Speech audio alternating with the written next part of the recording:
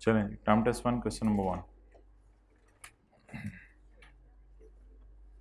बैठे रहें ज़रा। वो हजरात ना जो स्पेशली सरासी की क्लास वाले हैं 5 मिनट मुझे ज़रा दे के जाएँ।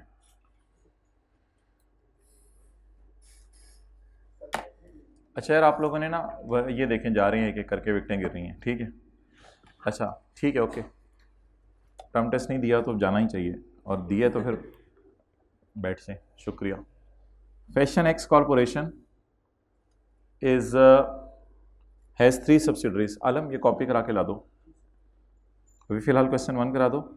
और ये बच्चे डिमांड करें कि टेस्ट और उसका सोल्यूशन नहीं दिया जाता, तो टेस्ट और उसका सोल्यूशन आज तक सारे जो हैं फ़ोटोकॉपियर के पास रखवाओ, लेकिन उसके बनेंगे मेरे ख्याल से 70-80 रुपये, लेकिन उसे कहना सिर्फ 20 रुपये में बेचे, बाकी फिर हम कर लेंगे, क्योंकि थोड़ा सा इनका माल लगेगा तो इनको कदर आएगी। 10 रुपये में कर दो, 10 रुपये में, उसे कहना 10 रुपये में बेचे। Question number 1, fashion X corporation has 3 subsidiaries. अच्छा एक बात याद रखिएगा, वर्किंग 1 में ना सिर्फ ऑपरेटिंग सेगमेंट्स आते हैं, वर्किंग 1 में कभी हेड ऑफिस का डाटा नहीं आता। ये बात याद रख के अब सवाल पढ़ें।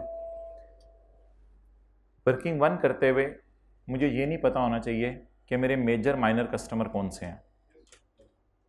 वर्किंग 1 करते हुए मुझे ये नहीं पता होनी चाहिए मेरी लोकल और फॉरेन सेल कितनी है। वर्किंग 1 करते हुए सिर्फ एक चीज़ पता होनी चाहिए, एक्सटर्नल और इंटरनल सेल कितनी है। वर्किंग 1 करते हुए ये पता होना चाहिए एक्सटर्नल और इंटरनल सेल कितनी है। Fashion x has 3 subsidiaries, dress, shirt and promo. The business is conducted as follows. Fashion X provides management and admin service. इसलिए Fashion X was head office. It is located in Pakistan. Okay. Head office Pakistan में है। थोड़ी सी ज़रा visualise करते रहते हैं चीज़ें। Head office is in Pakistan. थोड़ी सी जो माइंड में एक पिक्चर बन रही है वो मैं आपके सामने लिखने की कोशिश करता हूँ। हेड ऑफिस पाकिस्तान में है। ड्रेस मैन्युफैक्चरर ड्रेस जाहिर सी बात है। शर्ट मैन्युफैक्चरर शर्ट्स, तो इसका मतलब है ड्रेस वाले शर्ट के अलावा कोई बाकी ड्रेस बनाते होंगे। अजीब सी बात थी। Dress manufacturer dress and shirt manufacture shirts. Both of them are located in China. ये बॉर्डर है, ट्रूप्स खड़े कर देंगे हम घर जाके। Dress is in China and shirts is in China. Promo is located in Pakistan. Promo Pakistan में and is responsible for advertising and distribution. नहीं, इससे भी आगे, advertising and distribution of dress and shirts products. ये ड्रेस एंड शर्ट की products बेचती भी है आगे। ये ड्रेस एंड शर्ट्स की प्रोडक्ट्स बेचती भी है आगे। अच्छा, ये है डिस्ट्रीब्यूटर और ये दोनों हैं मैन्युफैक्चरर। इसका मतलब है promo is not manufacturer. Promo खुद चीजें नहीं बनाती, प्रोमो बस चीजें बेचती है। ड्रेस और शर्ट क्या है? मैन्युफैक्चरर। लेकिन जो प्रोमो है ये सिर्फ क्या है? डिस्ट्रीब्यूटर। तो अब तक हमारे जहन में जो एक इमेज बना, एक हेड ऑफिस है जो पाकिस्तान में है, एक डिस्ट्रीब्यूशन है यानी प्रोमो वाले चीजें बेचते हैं और बनाते हैं ड्रेस और शर्ट वाले। It's revenue are fully generated from the sale of goods from dress and shirt. इसका रेवेन्यू जनरेट होता है from sale of goods from dress and shirt to promo, यानी ड्रेस एंड शर्ट वाले promo को बेचते हैं, फिर प्रोमो का रेवेन्यू वहां से जनरेट होता है। इससे भी बस यही साबित हो रहा है कि promo is not a manufacturer, he is only a distributor. लेकिन एक चीज और पता चल रही है कि ड्रेस और शर्ट वाले प्रोमो को चीजें बेचते हैं। ये लाइन दोबारा पढ़ें। इसका रेवेन्यू पूरा का पूरा होता है from sale of goods to dress and shirt. नहीं, ये नहीं ड्रेस एंड शर्ट को चीजें बेच रहा। Its revenue is generated from sale of goods from dress and shirts to promo. यानी ड्रेस एंड शर्ट्स वाले किनको चीजें बेचते हैं? प्रोमो को, और फिर प्रोमो का वहां से रेवेन्यू जनरेट होता है। 60% of these goods is sold to customers. इसने जो रेवेन्यू कमाया है उसमें 60% चीजें बेची हैं यूएसए वालों को और 40% चीजें बेची हैं पाकिस्तान वालों को। यह चीज वर्किंग वन के लिए इंपॉर्टेंट नहीं है। द रीजन इज कि ये पाकिस्तान की और बाहर के मुल्क की सेल है जिसको ज्योग्राफिकल सेल कहा जा सकता है। It is not important for working one. हां, एरिया वाइज सेल है। 30% of dress revenue and 20% of shirt revenue is from sale to local external customer. इनसे मुराद लोकल चाइना के होंगे। 30% ऑफ ड्रेस रेवेन्यू, ड्रेस का 30% रेवेन्यू एंड 20% शर्ट का revenue is from sale to local China external customer. ये China के customers को चीजें बेच रहे हैं। The rest is revenue, the rest revenue is from sale to promo by dress and.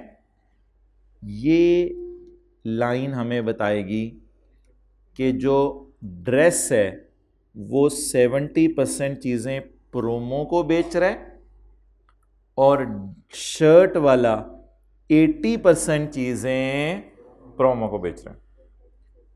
बाकी ये जो बाइडन और शेख रशीद को छोड़ें, ये कोई कस्टमर्स हैं, इनको बाद में ज़रा देखेंगे।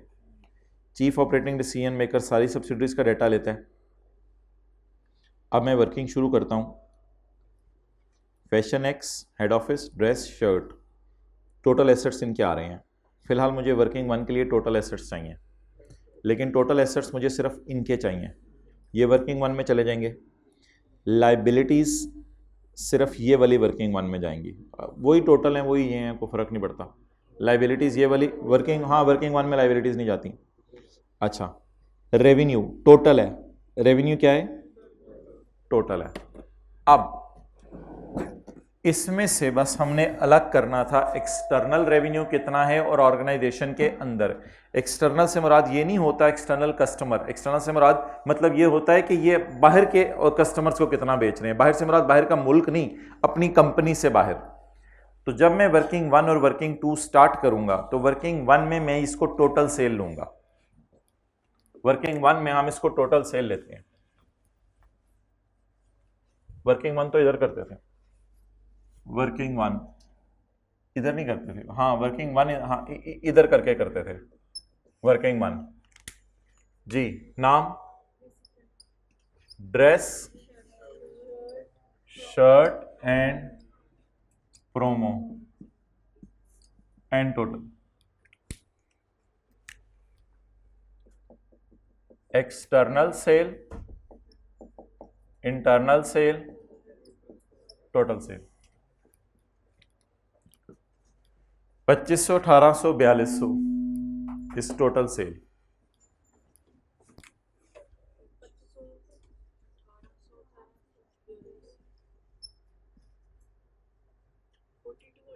टोटल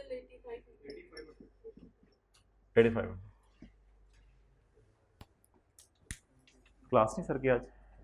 जाओ फिर, क्या करना। अच्छा,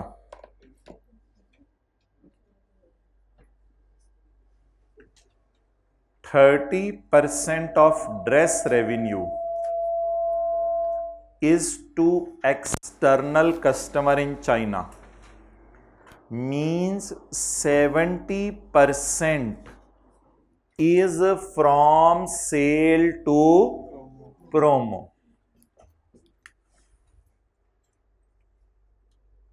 70% off 2500, 70% off revenue is to dress.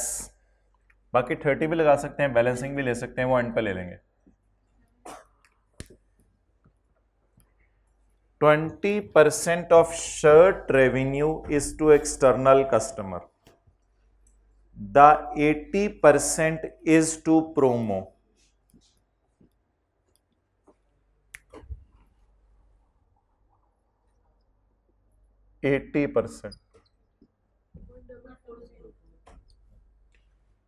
यहां तक कितने का सही था? Okay good. बैलेंसिंग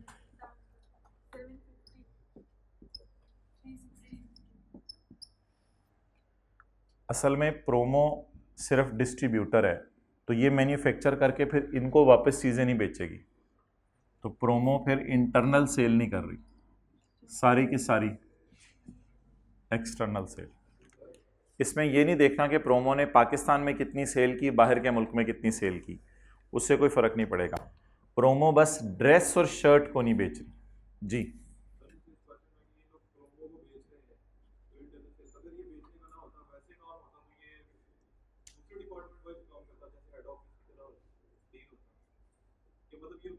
नहीं, जो उनको दे बस दे दिया, चाहे जितने मर्जी आपने 1 रुपया भी प्रॉफिट रख के बेच दिया, तो इट इज इंटरनल सेल, से तो कोई फर्क नहीं पड़ता। तो promo is not a status of head office, क्योंकि प्रोमो आगे चीज़ें बेच रहा है, हेड ऑफिस का काम बेचना नहीं होता, प्रोमो बाहर भी तो सेल कर रहा है। जी 5130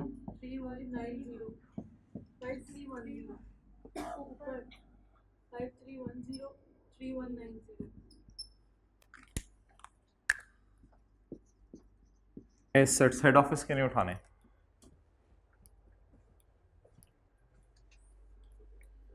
ये मैं आपको बताऊंगा उसने क्यों दिया हुआ है, PP inventories other assets. Assets उठाएं 1700, 1350 और 150।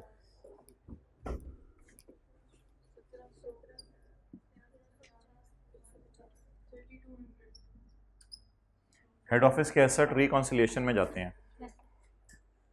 यार ये गुस्सा क्यों चढ़ा हैं? अच्छा, आगे तीसरी चीज प्रॉफिट्स। नीचे ना डेप्रिसिएशन पड़ी हुई थी, तो ये ना सोचिएगा कि डेप्रिसिएशन प्रॉफिट्स में माइनस नहीं हुई तो प्रॉफिट्स गलत हैं। उसने लिखा हुआ डेप्रिसिएशन प्रॉफिट्स में माइनस कर दी हुई है हमने। प्रॉफिट 850, 670, 305। सिर्फ प्रॉफिट सेगमेंट्स के उठाने हैं। 850,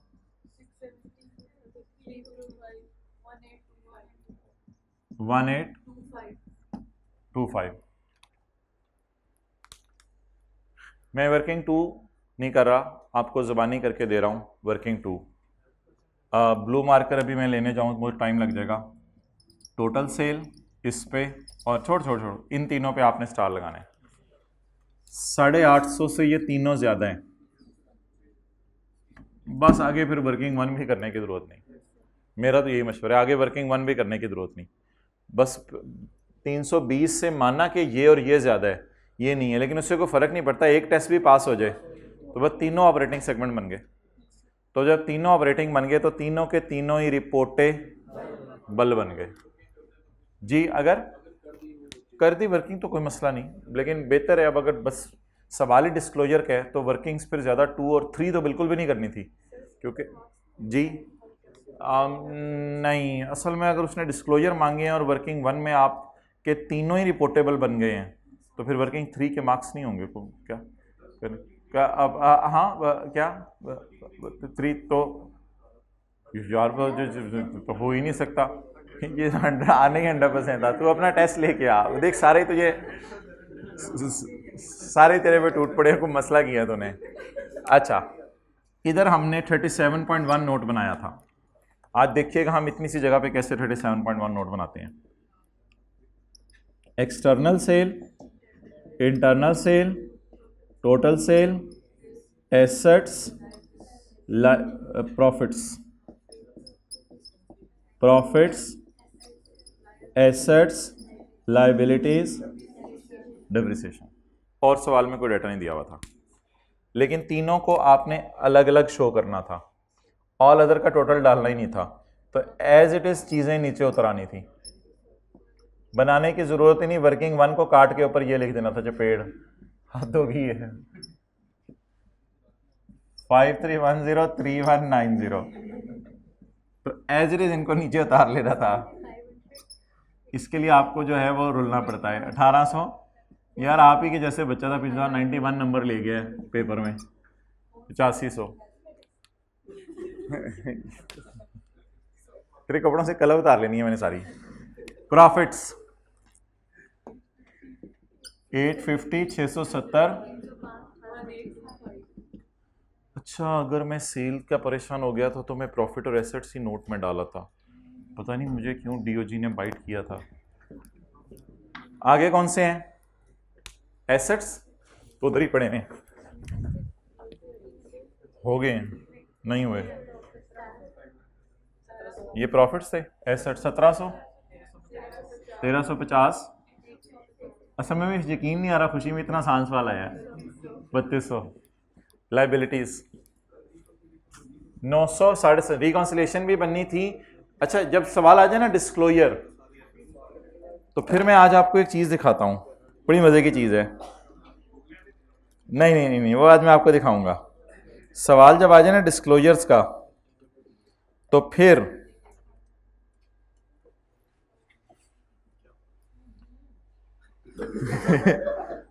फिर डिस्क्लोजर में मैंने जनरल इंफॉर्मेशन भी दी हुई है कि फलां क्या कर रहा है।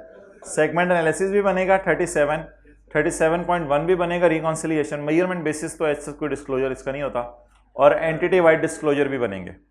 ये सारे डिस्क्लोजर बनेंगे, क्योंकि जनरल डिस्क्लोजर में ना सिर्फ ये लिखना होता है कि वो हल्का सा कर क्या रहे हैं, types of products and services, और वो कहाँ कहाँ से रेवेन्यू कमा रहे हैं। बस हल्का सा लाइन एक सोल्यूशन में डली हुई, आप जाके देखेंगे। आपने जाके कहाँ देखने, मैं ही बता देता हूँ। हाँ देखेंगे, ये इस तरह का जनरल डिस्क्लोजर है, हल्का सा इस तरह का दिखाया हुआ है आपको मैंने पैकेजेस में। ड्रेस ये बना रहे, शर्ट्स ये बना रहे, प्रोमो बिस्त कर रहे। तो अच्छा जी, इसके बाद जब ये सारा डिस्क्लोजर बन गया आपके पास, ये वाला, तो अब इनको आपने तकसीम करना था रिपोर्टेबल में और दूसरे डेटे में। ये तो सारा बन गया। इसी तरह लाइबिलिटीज भी डाल देनी थी और डेप्रिसिएशन भी डाल देनी थी। अब इस डिस्क्लोजर से मैं मूव कर रहा हूं इसकी तरफ, तो चलें इधर ही बना देते हैं। इधर जब आना था तो पहली हेडिंग डालनी थी रिपोर्टेबल, दूसरी नॉन रिपोर्टेबल, वो थे ही नहीं, और तीसरी हेडिंग एलिमिनेशन अदर। और जज्बात में आके हमने पेपर में लिख दिया होगा गोहर फाइनेंशियल स्टेटमेंट्स। कोई नहीं, हो जाता है, इंसान है, तो गोहर फाइनेंशियल स्टेटमेंट्स। अच्छा, अब इसमें हमने एक साइंस मारी थी कि इन तीनों को जमा करना है और ये माइनस कर देना है, ये जवाब आ जाएगा। ये साइंस मारी थी। 2500, यहां से देख लें 1800, ओए ओए ओए चपेड़, 2500 जमा 1800 जमा 4200, 8500, वो सारे के सारे ही वो है मादरत, माइनस 8500 माइनस 31, ये एक्सटर्नल सेल। ये 5310 दो जगह भी और जाना है। एक जाना है जहां कस्टमर टेस्ट होना है 10% वाला, तो वहां 3531 यूज होगा 10% के लिए। और इसी 5310 का आपने टोटल भी देना है, पाकिस्तान में कितना है और बाहर के मुल्क में कितना है। एक्सटर्नल सेल के याद रखिएगा 3 ब्रेकअप आ सकते हैं मैक्सिमम, प्रोडक्ट वाइज पाकिस्तान और बाहर का मुल्क वाइज, और मेजर कस्टमर के एतबार से भी आ सकते हैं। तो ये फिगर काफी जगह यूज होनी होती है 5310। अच्छा, इसके बाद प्रॉफिट्स, तीनों के प्रॉफिट्स 1825, आपस की सेल का प्रॉफिट, आपस की सेल का profit, the sales are made at 30% markup, cost plus profit is equal to cell.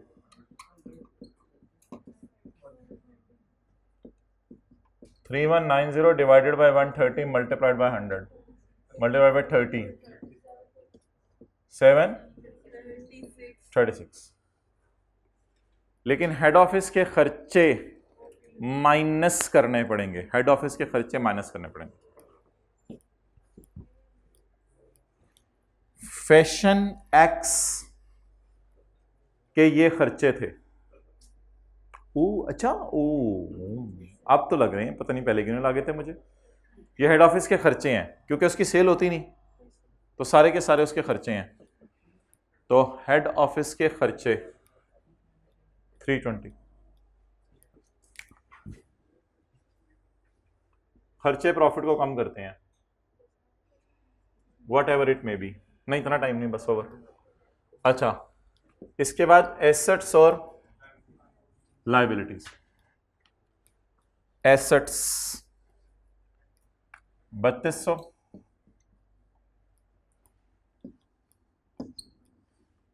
Head office के एसेट्स। तू क्यों अकेला है, बाकियों को तो हम ले गए हैं। चल आ जा तुझे, आ लायबिलिटीज वो मैंने उधर कैलकुलेट नहीं की हुई, तीनों की लायबिलिटीज 900 जमा 750 जमा 220, 900 जमा 750 जमा 220 1870 जमा हेड ऑफिस के लायबिलिटीज।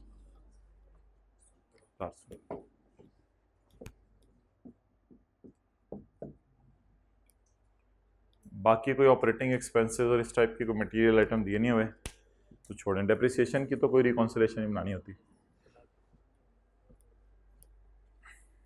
अच्छा, इसके बाद एंटिटी वाइड डिस्क्लोजर्स बनेंगे। उसमें एंटिटी वाइड डिस्क्लोजर्स में एक्सटर्नल सेल का ब्रेकअप चाहिए मुझे, एक्सटर्नल सेल का ब्रेकअप। इसकी सेल सारी की सारी चाइना में है,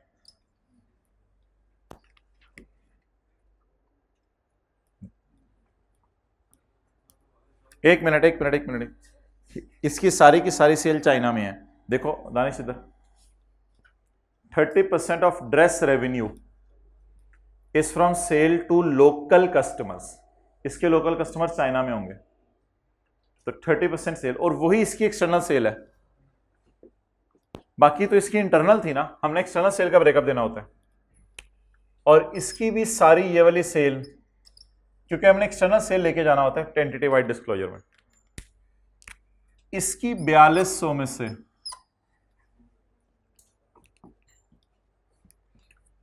60% of these goods are sold to customer in USA and 40% in, असल में वर्किंग वन बन जाती ना, तो फिर इस फिगर को सामने रखकर ये वाली चीजें जरा आसान थी।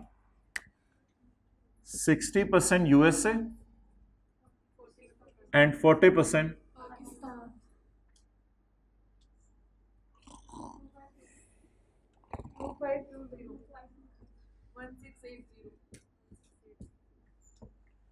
अब आप लोगों ने 3 रोज डालनी थी सॉल्यूशन में, चाइना, इन दोनों को जमा करके यूएसए और पाकिस्तान।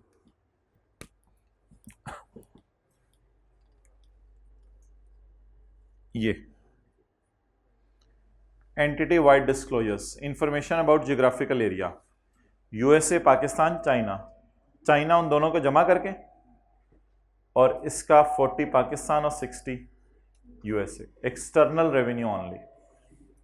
फिर non current assets, non current assets as on बताने होते हैं, वो सिर्फ पीपीई है। अल्लाह अकबर, वो इन्वेंट्रीज और अदर्स नहीं है, नॉन करंट एसेट्स बताने थे। तो इसके नॉन करंट एसेट्स पाकिस्तान में है इसके चाइना में है और इसके पाकिस्तान में है। यार अदर एसेट्स में लिखा नहीं, करंट है नॉन करंट है, तो अदर एसेट्स प्रोबेबली फिर होते हैं कैश, डेटर, इस तरह की चीज़ें। सही आप बात कर रहे हो, लेकिन नॉर्मली ये चीज़ें होती हैं। इसने बोला हाँ क्लास के ये भी लगता है अभी तक शौक से ही नहीं बाहर आ रहा। और चाइना वाले वो जमा कर दिए उन दोनों के। अच्छा जी, पहले एक फिगर निकाल के रख लेते हैं जिसको हमने यूज करना है एक्सटर्नल कस्टमर के लिए। एक फिगर निकाल के रख लेते हैं, फिर उसके मुकाबले में हर कस्टमर को लाके खड़ा करेंगे। वो फिगर है 5310 ज़रब 10%, 531। इससे आपने हर कस्टमर को कंपेयर करना है। एक्सटर्नल सेल का 10%, 15% ऑफ सेल और promo are to Joe Biden. कितने percent off sale? 15% off sale, 630। 15% off sale off promo off USA नहीं लिखा हुआ, वो फिर आपने कहना था ज्यादा ही आपने कर दी है, तो इसलिए आसान रखा है। 15% ऑफ सेल ऑफ प्रोमो। अच्छा जी, अब इसको कंपेयर करें 630 से, तो जो बाइडन बन गया मेजर कस्टमर। अच्छा 531 दोबारा लिखें शेख रशीद के लिए।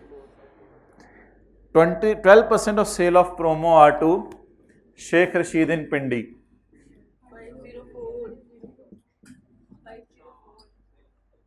504।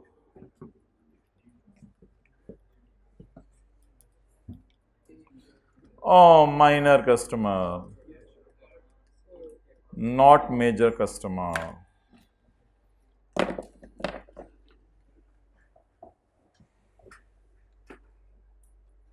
$531 is a threshold which needs to be compared to 630 and 504.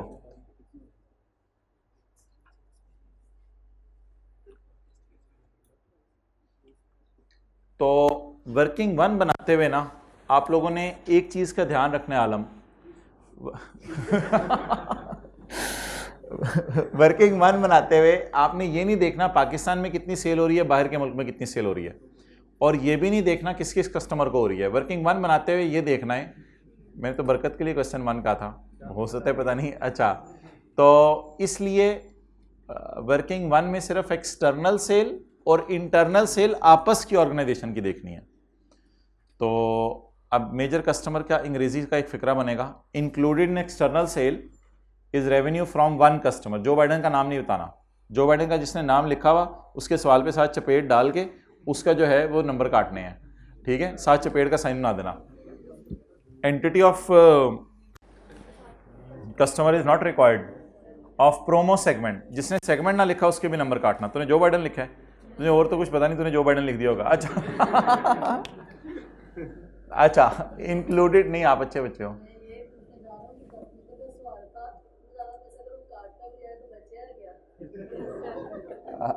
हंसना था। इंक्लूडेड इन एक्सटर्नल, यार ये बंदा ना काम की बात करता है, मुझे पता है, मेरा इसका तजुर्बा है, ठीक है, ये नहीं बता रहा कितने अरसे का। Included in external sale revenue from one customer of promo segment which represent approximately 630,000 of fashion X external. Fashion X है पूरी कंपनी का नाम, कंपनी की एक्सटर्नल सेल जो प्रोमो वाले कर रहे हैं वो इसको कर रहे हैं 630,000 की। इसमें परसेंटेज भी दे सकते हैं आप, मुझे याद है उन्होंने परसेंटेज भी दी हुई थी कि इतने परसेंट इसको आप चीज़ें बेच रहे हैं। 15% नहीं बेच रहे, अगर आप परसेंटेज में बताएंगे तो इसको 15% चीज़ें नहीं बेच रहे। आप डिवाइड करेंगे 630 को 5310 से करके देखें, 630 को 5310 से डिवाइड करके देखें, 630 को 5310 से डिवाइड करके देखें। 12% सेल हमारे बिजनेस की किसको हो रही है? सिंगल कस्टमर को। That was a very question to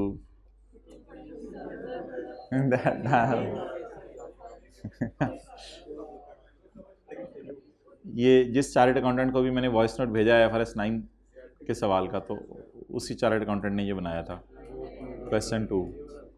तो अच्छा चलें, ये तो MCQs थे। और ये मेरे ख्याल से इसमें वो वाला सवाल था, वो जो गलत एंट्री हो गई होती है और करके आपने वो करनी थी। ये तो फ़ारक था यार, जिसमें भी मसला था, ये आसान था। ये तो वो लेटेस्ट अटेम्प्ट में सवाल आया था ये। और ये लीज वाला ऐसे ही डंडे छोटे लेके, वो कौन बंदा था जो टेस्ट रूम में रोला डाल दिया था? रेंटल ही नहीं है, क्या नाम है उसका? कौन जो MFA पढ़ा वो था यार, इतना शरीफ बच्चा, वो उसने रोला डाल दिया था, बंदे लेके आ गया था। क्या क्या कह रहा था? ठहरो जरा, बताओ क्या कह रहा था वो?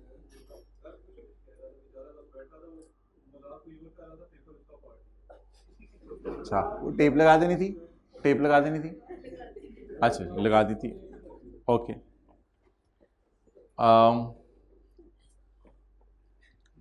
चलें MCQs देख लें बस, फिर जाएं। नहीं, वैसे ही मैं कह रहा हूँ कि देखें सवाल में लिखा हुआ है which two of the following related to development of website date may be capitalize. अल्लाह का शुक्र है सर, मैं स्टैंडर्ड घर छोड़ के गया था। स्टैंडर्ड कौन लेके आया हुआ था? तो स्टैंडर्ड आपने खोल लेना था बस, वहाँ से देख के। स्ट्रेस टेस्टिंग था और ग्राफिकल डिज़ाइन, ये स्टैंडर्ड खोल के देखना था, और कहाँ से देखना था? Government grant related to biological asset measure at its. अच्छा, ये मैंने आपको वो कई दफ़ा बताया, जो समरीज बनाई है ना, उनमें ये इंश्योर किया गया है कि सारे MCQs कवर हों। आज ज़रा एक समरी को नज़र मारते हैं, और फिर मैं रिलीज़ कर रहा हूँ आपको। पहले 3 MCQs मैं नहीं पढ़ूंगा। आपके पास जो टूल्स हैं ना, उनको यूज़ कर आना चाहिए। IS 41। अच्छा, गवर्नमेंट ग्रांट का सवाल है, गवर्नमेंट ग्रांट का। आपके पास भी इसी तरह रंगीन फॉर्म में पढ़े हुए हैं ना घर में? नहीं, मैंने रंगीन फॉर्म के अंदर अपलोड किए हैं मैं। गवर्नमेंट ग्रांट, हमारा सवाल गुम गया, हमारा सवाल। Government grant related to biological asset measured at its cost minus accumulated depreciation. Government grant related to date is measured at cost, ये date is measured at fair value minus cost to sell. Requirement of बोले IS 20 will apply. तो इसमें तरतीब ये है कि वो government grants जो कि ऐसे बायोलॉजिकल एसेट्स के लिए जो fair value minus cost to sale पे लगते हैं, उस पर तो IS 41 अप्लाई होता है, लेकिन वो बियर प्लांट्स पे तो वैसे IS 16 लगता है। और ऐसी गाय जो कि गाय थी और उसकी फेयर वैल्यू अवेलेबल नहीं थी, तो इस गाय के लिए हमने कहा था कि इस गाय को किस पे रखेंगे? घास पे रखेंगे? नहीं, इस गाय से मिलने चलेंगे ईद की छुट्टियों में। ये इलाका कौन सा है? क्या? ऊंट वाली तो ऑफर बरकरार है। ऊंट इस शर्त के ऊपर है कि अगर आप सारे हजरात फिजिकल अटेंडेंस शो करें ईद वाले दिन, तो ऊंट इंशाल्लाह 1 नहीं 2 ज़िबा करेंगे। आप और बताएं। चलें जी, जाएं, हाइब्रिड वाले साथ वाले के सर पे हाथ रखें और इसी तरह उसको ले जाएं। हाँ, रिकॉर्डिंग बंद कर दें ऑनलाइन।